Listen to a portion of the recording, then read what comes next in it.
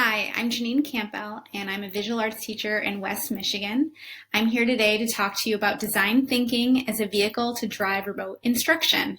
Some things to know about me is that I've been teaching visual arts since 2004.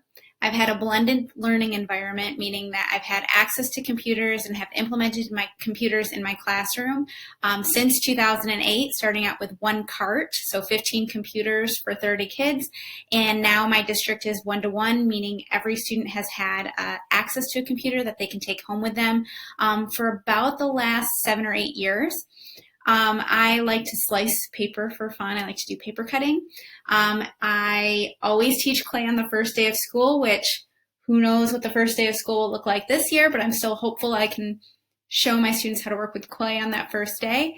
And I like to dance to teach instruction, especially when it involves dancing on chairs. You can follow me on Instagram and Twitter with my handle at Campbell Art Soup.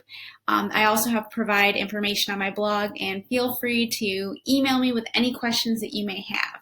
Now, as I said before, I like to start out my students with dancing, and we're going to do a little bit of a dance move here too. This is a dance that I do with my students when we are learning about line in the classroom, and so I call it our line dance. So here we go. Here's a fun little move that'll help you remember your lines. Let's start with our horizontal lines. We have horizontal, horizontal, horizontal, line. Now vertical, vertical, vertical, vertical, line. Now diagonal, diagonal, diagonal, diagonal, line. Contour line is an outline, so the next move is going to go contour line, and then cross contour goes across two contour lines. So we're going to go cross contour line. So from the beginning we have horizontal, horizontal, horizontal, line. Vertical, vertical, vertical, line.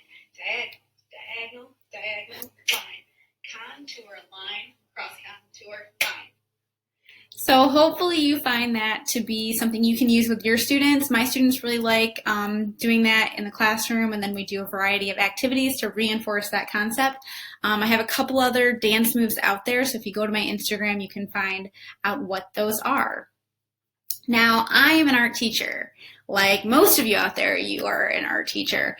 And it's really important to me as an art teacher that my students get access to all kinds of materials, varieties of approaches, so that they can really broaden their understanding of what art is and really get their hands messy. And that's something that is really, really important to me. A few years ago, I was told, well, now you're going to be teaching a section of STEAM. And I was like, what? I'm an art teacher. How am I going to integrate science, technology, engineering, and math in my classroom when really my focus is on the art? And what I decided to do is really draw on some past experiences. The STEM teacher and I are really cohesive in our department. We share students, and so we share these things called STEAM collaboratives. And we had already been doing that for a few years before I started teaching a section of STEAM on my own. These collaboratives are art-infused opportunities to really demonstrate understanding in science, technology, engineering, and math. And we had been sort of doing this together in a loose type of fashion, and one way that we realized that we could really enhance it and make it better is by using a common language, by having the opportunity to really get our students on the same page. So whether they're in art or STEM, since we share those kids, that they will be able to approach solving visual problems or design problems in a similar fashion. And so one of the things that we decided to do is use this acronym of DICE. DICE is the idea of using discover, ideate, create, and evaluate as a way of organizing thoughts and putting them together for the students to follow a process.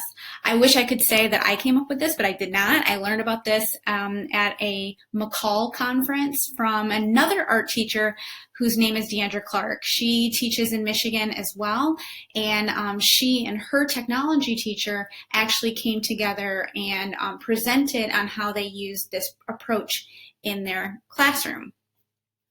So taking their ideas, I decided to create this graphic this year at the beginning of the year because I understand how important visuals are for students, and to give them a clear understanding of how does the design thinking process work as a whole. So this idea of discover, then so you know what the problem's going to be, you think about it, what are your possible solutions, you create something, and then you see, like, did it work, did it not work, what could I do to make it better? With the discover part, I decided to create graphics that really show and highlight what that part of the design thinking process is. And so for me, this idea of unlocking a treasure chest full of questions. What's the problem that we're trying to solve with visuals? What are some questions that go into solving that problem? What are the criteria? What are the things that we have to do? And then what are the constraints? What are the things that we're not allowed to do? Because those are both really important. One of the biggest constraints with any of the things that we do with our students is always time. And so we make sure to go over that with the students, that time is probably going to be your biggest constraint because there's due dates for when things have to get done. For the ideate part, looking at what has been done before, sketching out in your sketchbook thumbnail sketches of possible visual solutions to your problem, and then getting feedback. That's why those sketches are so important, because we want to get feedback before we dive into the creation part. We always talk with our students how it's much easier to change an idea when you get feedback at the beginning than it is to put all the work in and do all the things and then realize, oh, if I would have just adjusted this a little bit, it would have been a better outcome. So really getting that feedback and having those sketches to reference for that feedback is so critical in this process. Then when you create it, you make whatever you think your visual solution is going to be. You gather the materials, you think about the 4 C's when you're crafting your work, and I'll talk about those 4 C's in a second. And then you want to make sure to also share your solution, again, along the process. So typically when we're creating, we'll try to do some peer reviews along the way so students can get that feedback. And then finally, evaluating your work. Did you solve the problem? What did the rubric say? And then consider what you could have done differently. For the rubrics, we use a generic overarching rubric of the 4 C's, which are creativity, craft, content, and composition.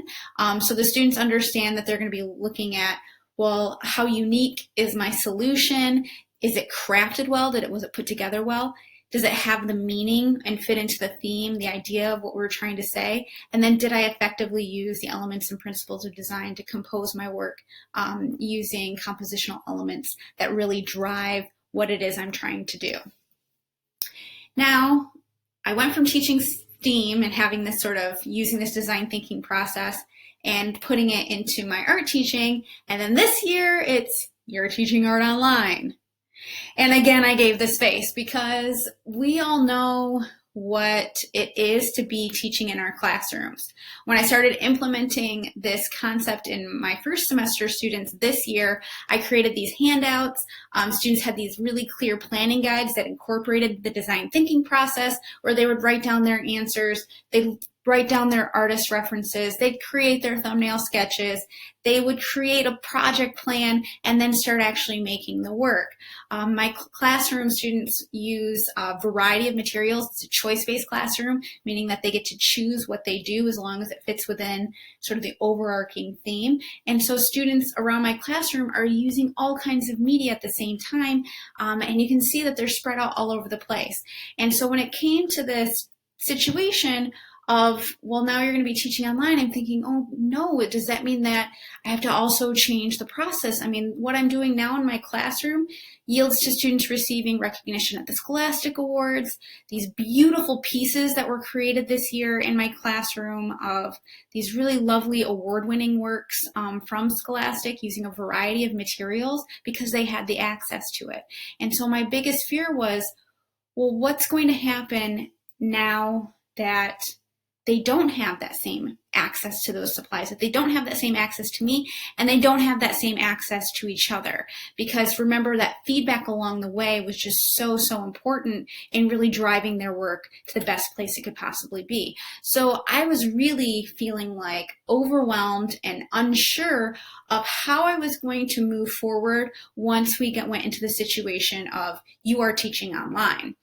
And I really had to play around with the idea of, do I push all of the design thinking and all of these, units and things that I had in place off to the side and just try to piecemeal something together with very generic, here's a board of choices and let's see how it goes? Or do I keep on with the structure that I've implemented and continue it on so that there's some sort of stability and comfort in the fact that students are still going through the process that we would have normally been going through in class? And I decided what was going to work best for my classroom was to continue using design thinking, to continue working on the different units that we were working on, but with the understanding it wasn't going to be necessarily the same because the access to the feedback as well as the supplies and materials was not the same. So using design thinking was something that was really important for me to help drive my remote instruction because it gave a clear understanding of this 4-step process that students could use to, again, retain the normalcy of what we had been doing before and also drive their work to the best possible point it could be. Now, one thing in my classroom that I say instead of say we're making a project is I call it challenges. And one thing that I've learned from doing design thinking and really diving into this mindset is that when you use words that have specific meanings, it can alter the perception of what you're asking students to do. So when I would be asking students, okay, you're going to create this project, you're going to make this thing, I often found that it became more about me telling them what they were going to do and less about them really diving in and figuring it out for themselves. By saying it's a challenge, the semantics of the word give the understanding that it's going to be a challenge, that it's not going to be easy, and that it's going to be something you have to work at and maybe try a few things, fail at a few things, and then learn how to succeed as a result of that. And so for me, calling something a challenge rather than a project has been really a game changer because it offers a new lens in which to see their work. Now, as you can see with these challenges, each one has a worksheet, a planning guide, that helps drive the design thinking process and also organize their thoughts for their work. With middle school students, I find this works really well because you're giving them a clear guideline. They're not the most organized. If you just sort of just say, okay, you guys figure it out on your own, they are still learning how to figure it out on their own. And so by giving them a guideline, it helps keep them organized. You'll notice that with each of these challenges, there's a spot to answer questions that they're asked. There's a spot for them to write down information about artists that they learn about. There is a spot for them to create thumbnail sketches, to create a project plan, and then to evaluate their work after they've completed it. So for the first two challenges, it's You, Me, Everybody is the first one. The second one is Spaces and Places. The third one is Things You Leave Behind. And the fourth one is Something Old, Something New. With each of these challenges, I think of it as like something that's going to deal with people, something that's going to deal with places, something that's going to deal with things, and then something that really focuses on growth and how to demonstrate growth in your own work over time. Now, these challenges change from year to year because I see students for 2 years, 7th and then 8th grade. I teach the same set of themes all day long to both 7th and 8th grade, and then we will have a different set of themes that following year. So we have an A year and a B year, and then that also helps me sort of streamline my content that I'm delivering to my students, which was also really helpful when we went to remote instruction because I didn't have to break it down by each grade level. And because I'm offering a choice-based experience, students really do have varied outcomes in terms of how they approach the work, and it just gives a nice way of organizing all of that. Now, when I think about designing my challenges, this is sort of the anatomy of how I put it together. The first thing that I want to make sure that I do is have skill builders and boot camps that grow and advance skills and understanding with either specific media or specific concepts. So a skill builder might be learning how to mix color. Another skill builder might be learning how to use watercolor. A boot camp might be something more of, here are 3 levels of learning, and then you get to pick one and figure out which one it is that you like to do. Usually with boot camps, I usually refrain that for digital art, where we'll have a digital art boot camp, and then there's different levels that they can complete, either beginner, intermediate, or advanced. Then there's a thematic overview of a topic. So the one that I'm going to be sharing with you is Challenge 2. This was my first go out of once we went into our remote teaching that I did with my students. And so we did space and place. And so the thematic overview, where you have a topic and it's relatively generalized and vague, like space and place, and it gives students the opportunity to really have a lot of different results because it's so big. Then also you want to have a variety of artists to reference. Those artists vary in style, media, background, and so on. And then using design thinking throughout. That's the biggest thing, is that design thinking is used throughout the whole process, the discover, ideate, create, and evaluate process. So here are some examples of those skill builders in boot camps. We did a photography boot camp. We did a perspective drawing boot camp. We did a collage skill builder. And then we did a digital art boot camp.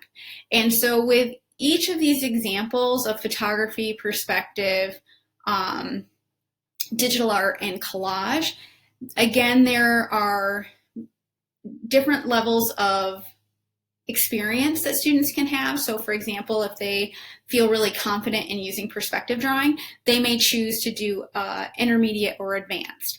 However, if they're not feeling very confident, then they can do beginner. Usually with these, the way that they're set up, there's a folder, and then there's going to be different levels within that folder that have videos, handouts, examples that they can then follow. Sometimes there's also PowerPoint presentations. For example, with the photography boot camp, there was discussions about bird's eye view, worm's eye view, using rule of thirds, forced perspective, all of those different concepts with photography that they could use. Now you'll notice with each of these examples of what students completed, they're all dealing with space and place. That is also a way for them to get some experiences with the theme that we're going to be talking about, but in more controlled, more directed settings, so that when it comes time for them to make a choice, they have some background information and understanding.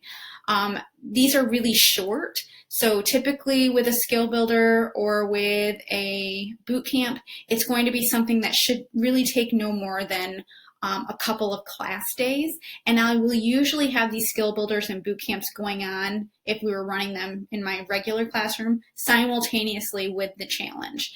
And so that way it's, again, for kids who need more guidance, this is like a nice touchstone for them to reference or try or do, and then figure out how can they apply that to their work. Now, when it comes time for me to actually introduce my challenge, here's a short video that I made for Challenge 2. And so I will kind of show you how I introduce this to my students, as well as how my online learning system looks. We use Schoology for our online system, and so it gives you a chance to see how that was organized. Hello,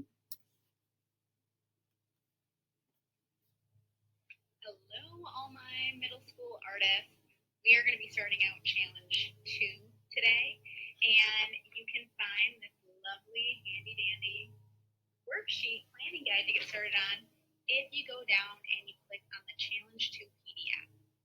If you don't have a printer at home, that is totally fine. You can find a scrap sheet of paper and just take notes on there. So whatever works for you, do that. I have a lovely printer at home, so I printed off this so that I can go through it with you. Challenge 2 is all about spaces and places.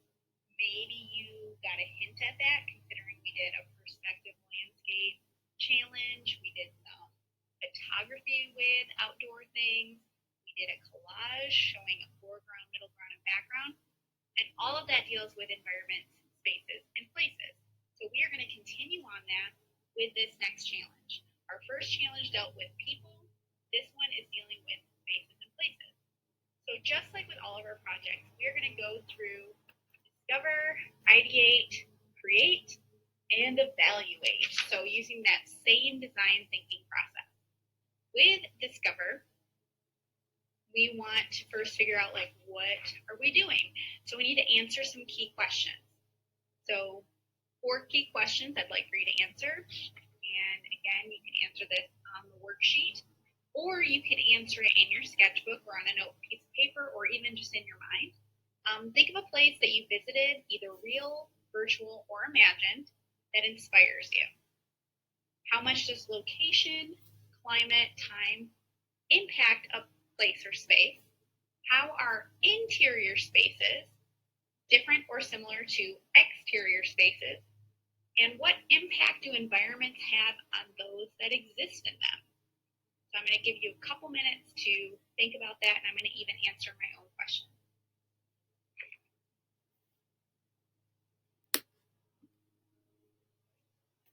So as you can see with my approach, it's similar to what I would have been doing in my classroom, but obviously I'm doing this online.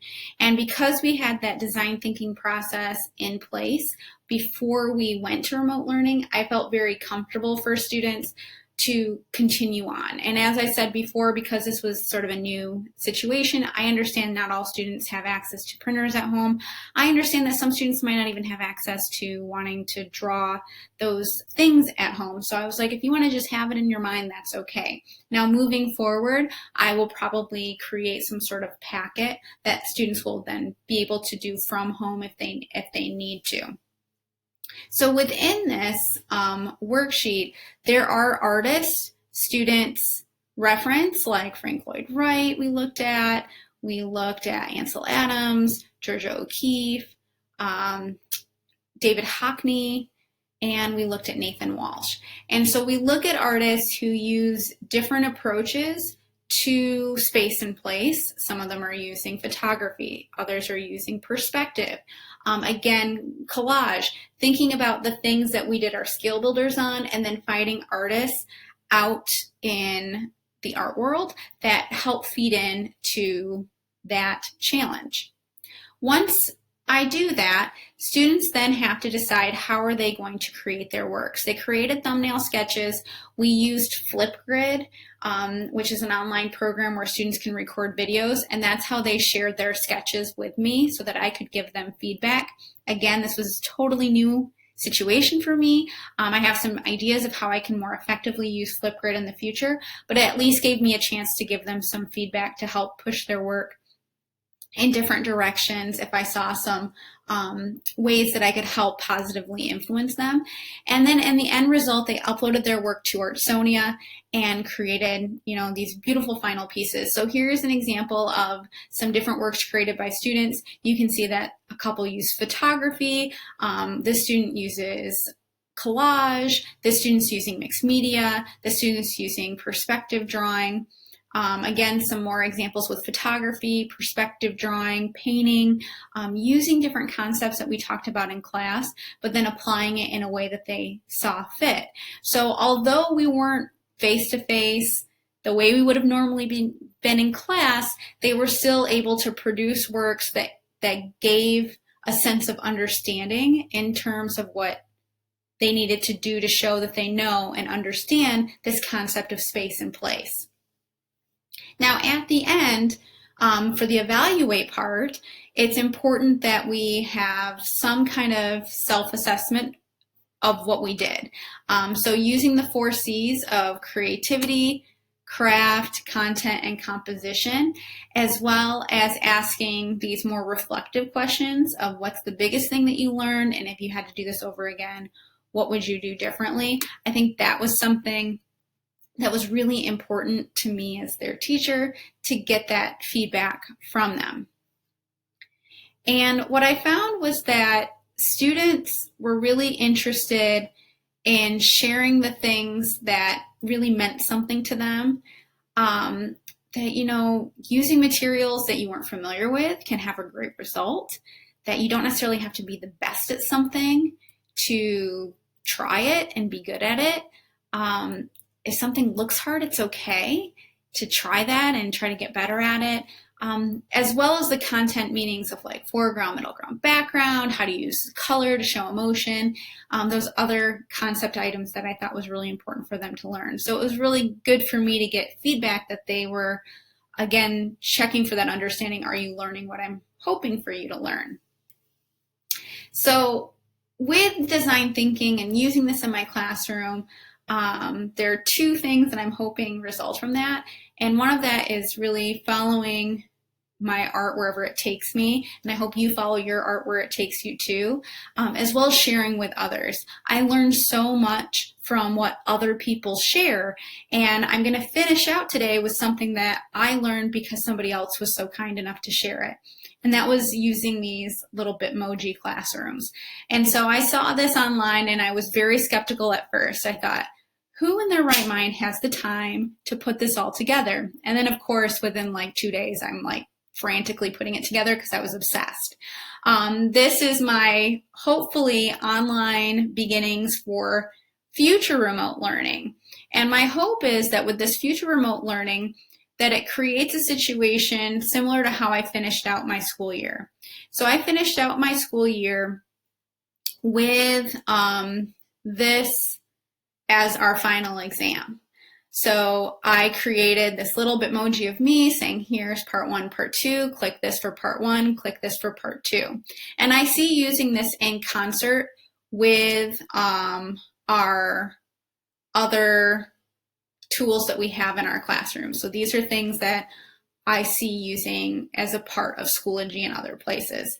So you can see I've got an embedded video. I have examples for students to look at so they can see what it is that they're supposed to do. There's also for part 2, again, examples, ways for students to be able to put in their work. And so that's something that I see moving forward in my own practice of how I can really see using online tools, design thinking in my own classroom. And I am really excited about what the future holds. And I hope that you guys will follow along with me on that journey. And I hope that I can follow along with you too, because as much as I'm able to share with others, I learned so much from the generosity and sharing from you. So please, if you have any questions, reach out. If you do any of the things that I have shared today, please let me know. I'd love to see how you incorporate it. And I just want to wish everyone a wonderful journey as we get preparing for next school year, and much health and safety along the way. So thank you for listening, and I look forward to seeing what you make in the future.